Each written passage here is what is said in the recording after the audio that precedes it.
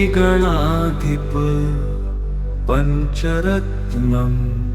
सरागिलोकदुर्लभं विरागिलोकपूजितं सुरासुरे नमस्कृतं जरापमृत्युनाशकम् गिरागुरुं श्रिया हरिं जयन्ति यत्पदार्चका नमामि तं गणाधिपं कृपापयोनिधिं गिरीन्द्रजामुखाम्बुजप्रमोददानभास्करं करीन्द्रवक्त्रमालताघ्रसङ्घवारणोद्यतम् सरीसृपेशबद्धकुक्षिमाश्रयामि सन्ततं शरीरकान्तिनिर्जिताब्जबन्धुबालसन्ततिं शुकादिमौनिवन्दितं गकारवाच्यमक्षरं प्रकाममिष्टदायिनं सकामनं नृपङ्क्तये चकासतम् चतुर्भुजैर्विकासि पद्मपूजितम् प्रकाशितात्मतत्त्वकं नमाम्यहं गणाधिपं नराधिपत्वदायकं स्वरादिलोकनायकं स्वरादिरोगवारकं निराकृतासुररजम् कराम्बुजोलसत्सुणिं विकारशून्यमानसैर्हृदा सदा विभावितं मुदा नमामि विघ्नपं क्षमापनोदनक्षमं समाहितान्तरात्मनां सुमादिभिः सदाचितं क्षमानिधिं गणाधिपम् रमाधवादिपूजितं यमान्तकात्मसम्भवं क्षमादिषड्गुणप्रदं नमाम्यहं विभूतये गणाधिपस्य पञ्चकं नृणामभीष्टदायकं प्रणामपूर्वकं जनाः पठन्ति ये मुदायुता भवन्ति ते विदां प्रगीतवैभवा जवाच्चिरायुषोऽधिकश्रियः सुसूनवो न संशयः सरागिलोकदुर्लभं विरागिलोकपूजितं सुरासुरे नमस्कृतं जरापमृत्युनाशकम् गिरागुरुं श्रिया हरिं जयन्ति यत्पदार्चका नमामि तं गणाधिपं कृपापयोनिधिं गिरीन्द्रजामुखाम्बुजप्रमोददानभास्करं करीन्द्रवक्त्रमालताघ्रसङ्घवारणोद्यतम् सरीसृपेशबद्धकुक्षिमाश्रयामि सन्ततं शरीरकान्तिनिर्जिताब्जबन्धुबालसन्ततिं शुकादिमौनिवन्दितं गकारवाच्यमक्षरं प्रकाममिष्टदायिनं सकामनं नृपङ्क्तये चकासतम् चतुर्भुजैर्विकासि पद्मपूजितम् प्रकाशितात्मतत्त्वकं नमाम्यहं गणाधिपं नराधिपत्वदायकं स्वरादिलोकनायकं स्वरादिरोगवारकं निराकृतासुररजम्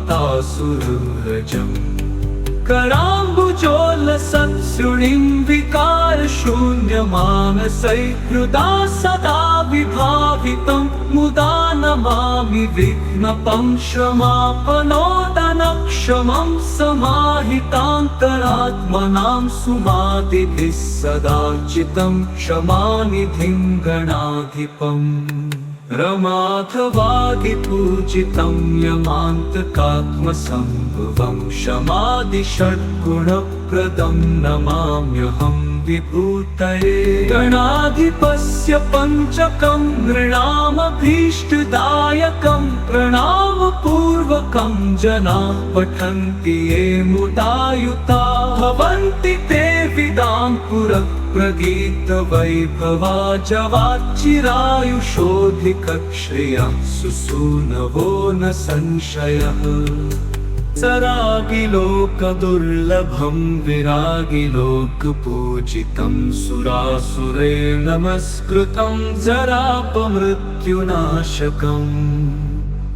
गिरागुरुं श्रिया हरिं जयन्ति यत्पदार्चका नमामि तं गणाधिपं कृपापयः पयोनिधिं गिरीन्द्रजामुखाम्बुजप्रमोददानभास्करं करीन्द्रवक्त्रमालताखसङ्घवारणोद्यतम्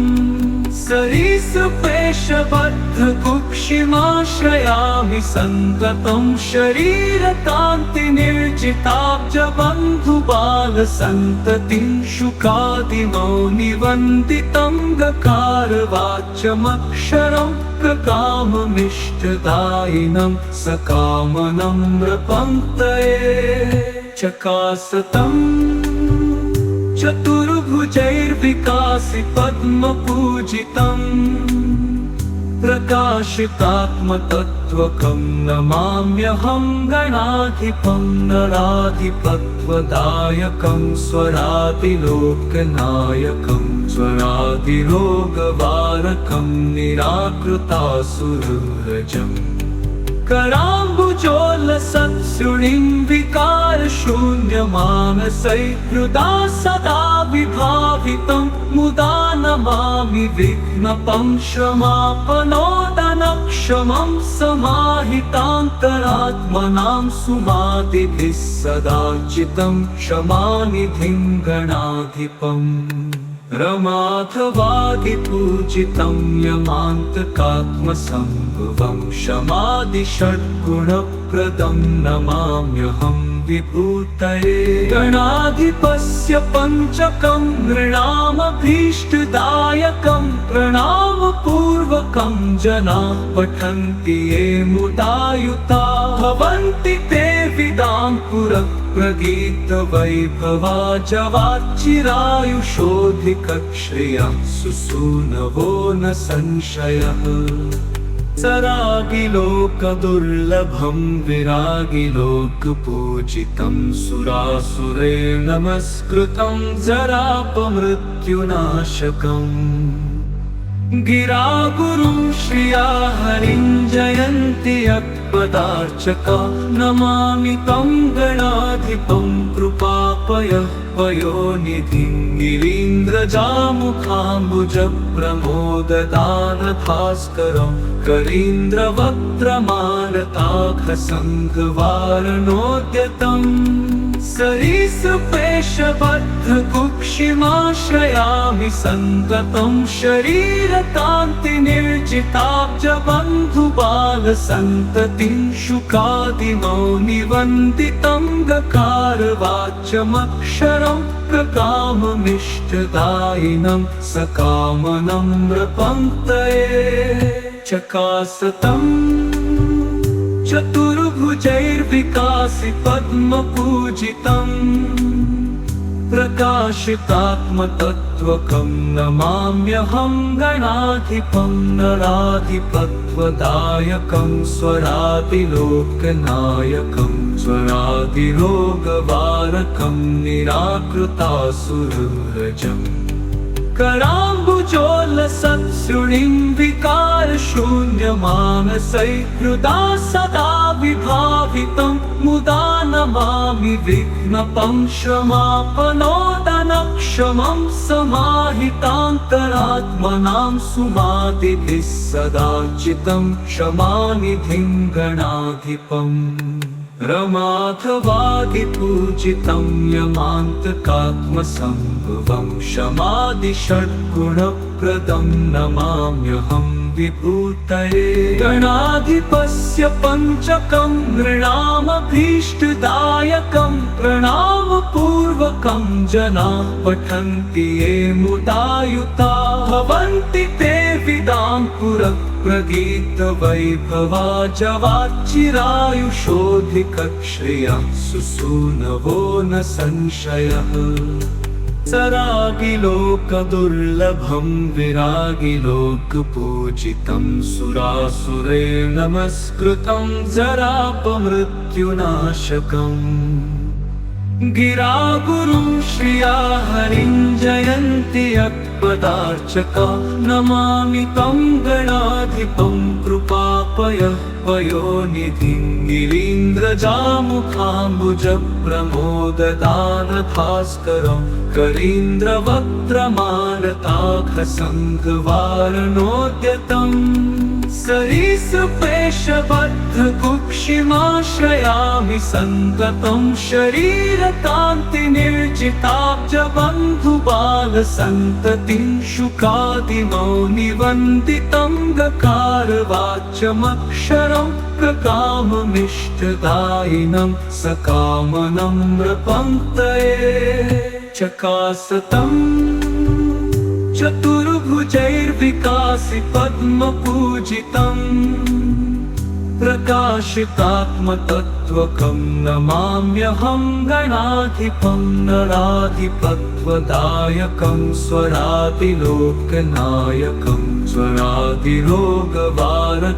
निराकृतासुरव्रजम् कराम्बुजोल्लसत्सुणिं विकारशून्यमानसैर्हृदा सदा विभावितं मुदा नमामि विघ्नपं क्षमापनोदनक्षमं समाहितान्तरात्मनां सुमादिभिः सदाचितं क्षमानिधिं गणाधिपम् रमाधवादिपूजितं यमान्तकात्मसम्भवं क्षमादिषड्गुणप्रदं नमाम्यहं विभूतये गणाधिपस्य पञ्चकं नृणामभीष्टदायकं प्रणामपूर्वकं जनाः पठन्ति ये मुदायुता भवन्ति ते विदां पुरप्रगीतवैभवा जवाच्चिरायुषोऽधिकश्रियः सुसूनवो न संशयः इति श्रीगणाधिपपञ्चरत्नं सम्पूर्णम्।